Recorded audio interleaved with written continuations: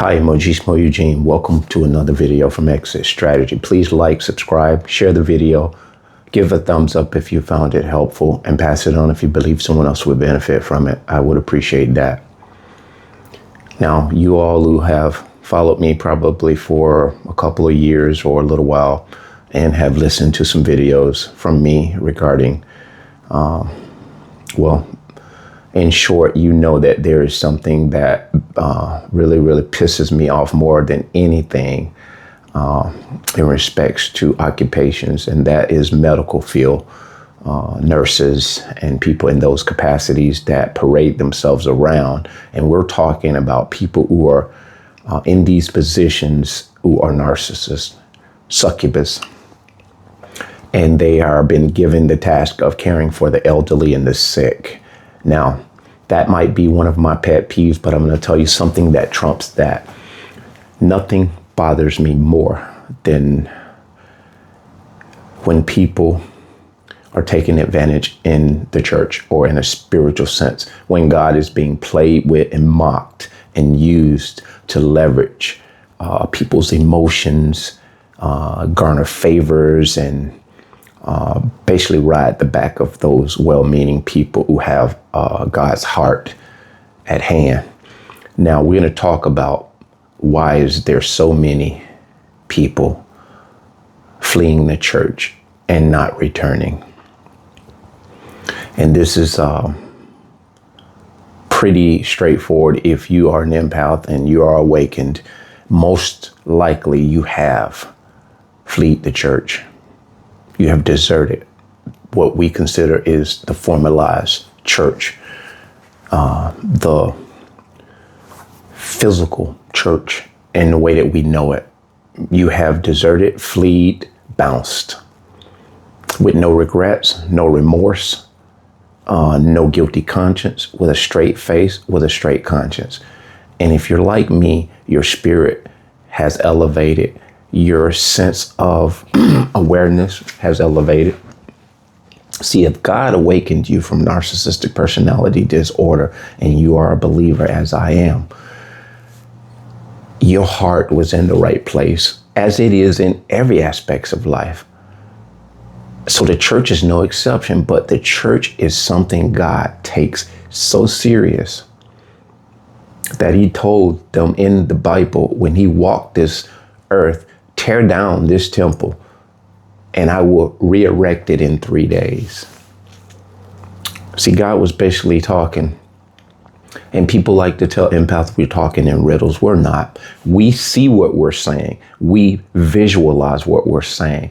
We don't want to say things in the way that appeases man. We say it the way God has instructed us to say it. Contrary to what our humanism wants to do, we say it and we let it be that.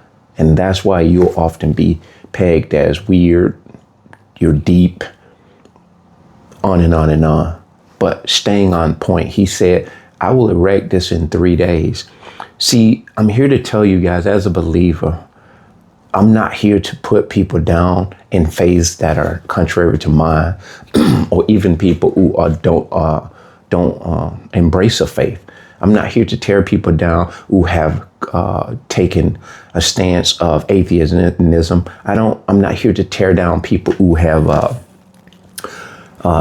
made a choice in their sexual preferences. But what I am here to tell you is I'm here to build you up in a way that you understand the things in which that you may be pursuing or thinking or rationalizing in life have been endorsed upon you, just as my Christian faith was endorsed upon me. But what the devil didn't anticipate, that becoming a critical thinker or being a critical thinker, because you either are or you aren't. You don't learn critical thinking in the way that empaths already know it instinctively. It's intuitive. It's something that's wired into us from birth.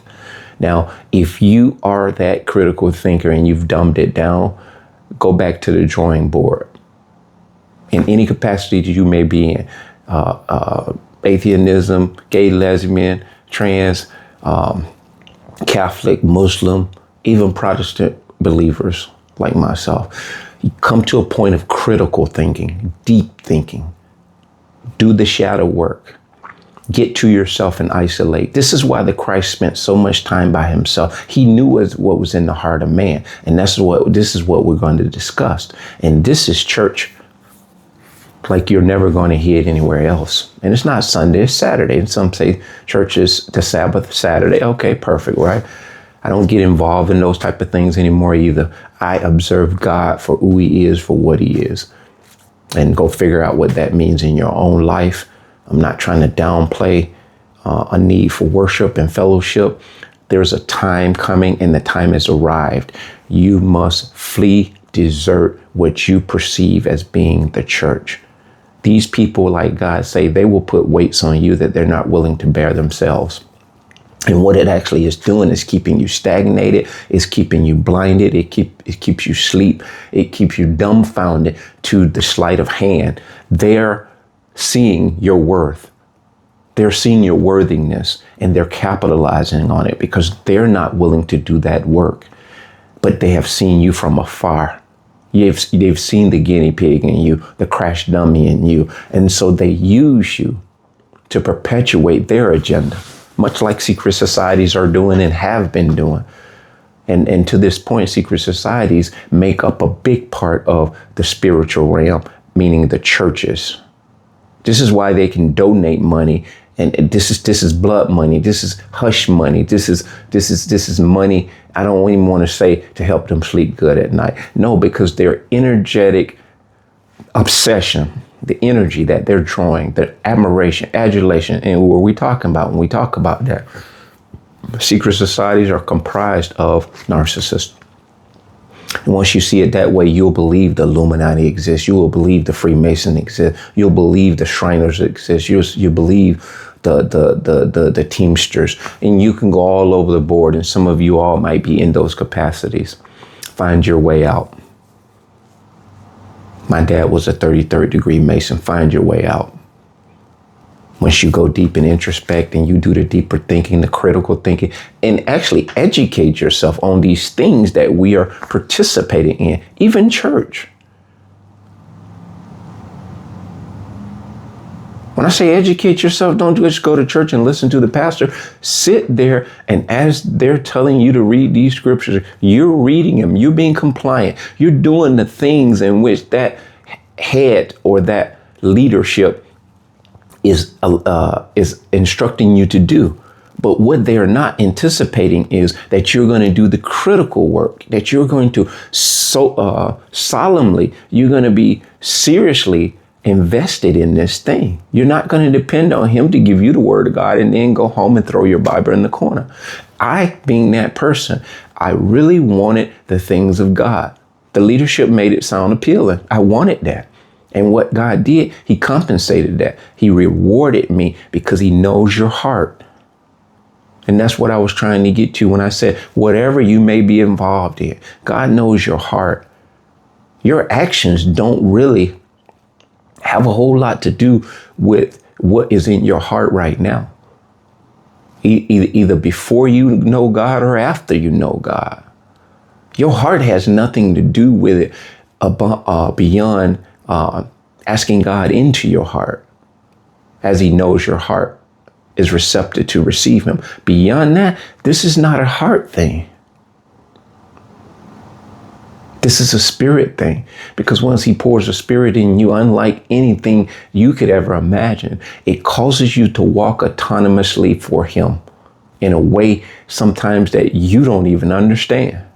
And that's what I'm trying to get to. That's my principal point. So when you walk out of these churches, as you are seeing many people that are refraining from these bloodsuckers that are just can't wait for you to show up because they don't have any way to find their way out of this room that they're trapped in, even with the lights on. I like to say that. Some people need you like a seeing eye dog. A seeing eye dog you are to a lot of people, because they know you have the goods. They know that you are that one, that chosen one. And I really hope I'm reaching someone, because I am sick and tired of seeing so many decent people in my day-to-day life that are getting up, dressing to go to that church, go to that spiritual place of worship, and their heart is in the right place. But they're being used, manipulated, and abused, emotionally abused. Some people are being reprimanded for missing a Sunday. There are some choir directors in choir right now practicing after church. These poor kids I remember times the kids get out of school, the choir director's practicing and nitpicking at every single thing. They're having to start over halfway in the song or the first verse, they're starting over, and it's just relentless. And you can look at that individual who is leading, and that's the important part, your leadership. They're hateful, they're hostile. They have a lot on their plate at home, living la vida loca, straddling the fence, living foul, living trifling, but they are in leadership positions. Somebody appointed them in that. And their conduct in the community is not even worthy of being in those positions. And this is what the Bible talks about. It says those people who are in these capacities in church should be, I ain't going to say blameless. They should live a life of respect, and they should have the respect of their community. Most of the people in your church, they don't have the respect of their community. If on the surface they seem like they have the respect of their community, that's because they have learned, and that's the word, learned, to keep their mouth shut, even though they've seen some of the trifling ass stuff that this person is doing in the community. You know what Deacon Jones is doing. You know how many side chicks he got. I grew up in these type of churches, hypocritical as hell. I am thankful for those churches. You know why? I am, well, not thankful for those churches, God forbid. I am thankful that I grew up in a church such as that. And you know why I am? Because it made me a well-rounded observer. To the point now at 55 years old, I can look at you and tell you, I don't judge you. But I do pay attention and I observe the way we move, and God's not pleased with it. And a lot of times you're not pleased with the way you're moving, but you're conditioned in moving a certain way. In your isolation, have a talk with you. Have a talk with God. Listen to God. Don't do all the talking. Don't tell him if he does this for you, you're going to do that for him. If you just be still and you will hear his voice, he will direct you out of the error of your ways, and you'll start doing things irrespectively of what you want to do. You'll do things that make God happy with you. And this is not a spiritual rant. This is a concern, admonishing to you, because you are me. I am you. You are me. And this is iron sharpening iron. See, sometimes we have to be in certain capacities to speak to people in a certain way. I have taken the initiative to speak to you in this respect, here and now, because you may not have a moment to speak in the way that you're speaking in the present. So use your voice in a way that is going to build somebody. But you must tear down what is not stable. You must tear down what is not beneficial to God's kingdom. See, if your conscience has a conversation with you, you'll come to this point too. Because once, like Solomon said, he's had all of this, you've done all of this, and you come to a point where it is just a vapor. Things don't matter as much as we thought they mattered before. Yes, our health, our life, our spiritual walk, our family, job, these things do matter. But in how they matter and the intensity that we give to them most often neglects the deeper parts of the man or the human in you. And that's really what we're chasing. We're chasing that peace that surpasses all understanding, which only God can grant it to you. You all have been in the county jail, or have been in isolations, or have been in places where, let's say, you went to a psych ward or something like that. In that isolation, if you hadn't been doped up with a lot of sedatives, Even then, I've heard some people say they had an epiphany. Those are moments that God sets you on the sideline to have a talk with you. But we sometimes, once we get back out in that race of life, we often forget and forsake those moments of thought that we had. I love revisiting those moments. Being that I've been out of prison for 23 years, I've had many stints with the county jail back in the mid 2000s as a result of this custody battle with the twins who are now 16 years old here in just a couple of months. But it was worth it.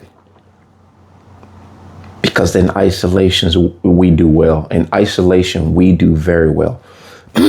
We get some introspection. We get our critical thinking becomes stellar. And when you see yourself walking out of these churches, you'll begin to start sensing and experiencing these same things. And once you do that, you'll realize the people who you think you have deserted and forsaked, that was beneficial for you, and it was game over for the devil.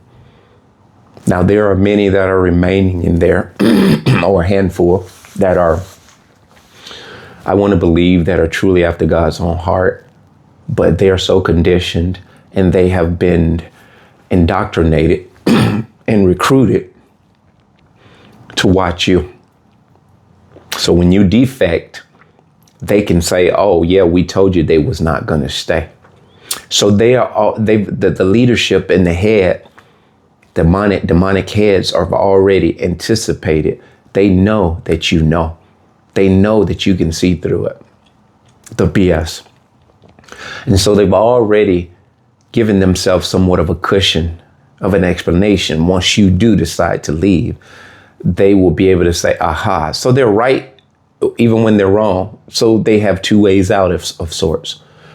And this is a lot how it works in relationships. This is how the smear works. The smear goes ahead of the saint. The smear goes ahead of the empath. The smear arrives way before you do at the destination of destruction. And so unawares, we look at it like, wow, how did I lose my job? What's going on? We're confused, discombobulated. In many cases, it takes us further down. But if God has your business on his mind, he will reward you. And you'll come up out of the ashes and you'll have those people looking like, what the hell? How did he? Ain't no way.